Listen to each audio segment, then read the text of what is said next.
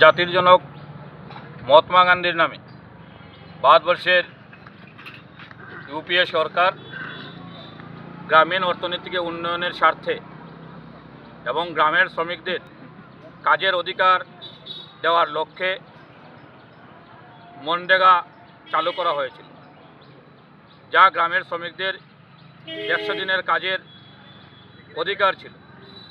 কিন্তু আমরা অতি সম্প্রতি দেখতে পেয়েছি ভারতবর্ষের স্বৈরাচারী বিজেপি সরকার ভারতবর্ষের সংসদে বিবি গ্রামজি নাম দিয়ে একটি বিল সংসদে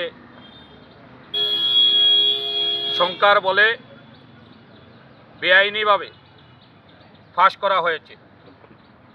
যেই বিলে গ্রামের শ্রমিকদের কাজের অধিকার খর্ব করা হয়েছে, তারই প্রতিবাদে সর্বভারতীয় কংগ্রেস কমিটির কর্মসূচির অঙ্গ হিসাবে প্রদেশ কংগ্রেস কমিটির নির্দেশে আজকে ধর্মনগর জেলা কংগ্রেস ভবনের সম্মুখে ভারতের জাতির জনক মহাত্মা গান্ধী এবং সংবিধান প্রণেতা ডক্টর বি.আর.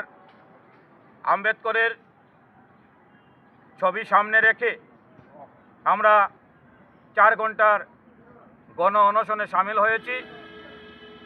এই গণ অনশন থেকে আমরা ভারতবর্ষের স্বৈরাচারী বিজেপি সরকারের প্রধানমন্ত্রী নরেন্দ্র মোদীর কাছে এই বার্তা পৌঁছে দিতে চাই, উদ্দেশ্য প্রণোদিতভাবে জাতির জনক মহাত্মা গান্ধীকে হেয় প্রতিপন্ন করে সারা বিশ্বে যে জাতির জনক মহাত্মা গান্ধীকে পুজো করা হচ্ছে, সেই মহাত্মা গান্ধীর নামে এনরেগা চালু ছিল, সেই মনরেগা বন্ধ করে গ্রামের শ্রমিকদের অধিকার খর্ব করে মর্জিমাফিক কর্পোরেটদের হাতে অধিকার দেওয়ার জন্য যে আইন সংসদে পাশ করা হয়েছে, তার প্রতিবাদ আমরা সমস্ত ভারতবর্ষব্যাপী চালিয়ে যাব।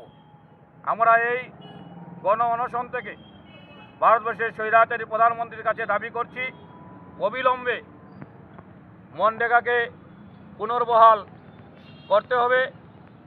ভারতবর্ষের শ্রমিকদের সর্বনিম্ন 400 টাকা মজুরি প্রদান করতে হবে, শ্রমিকদের কাজের অধিকার ফিরিয়ে দিতে হবে, কাজ করার সাংবিধানিক অধিকার পুনঃস্থাপন করতে হবে। আমরা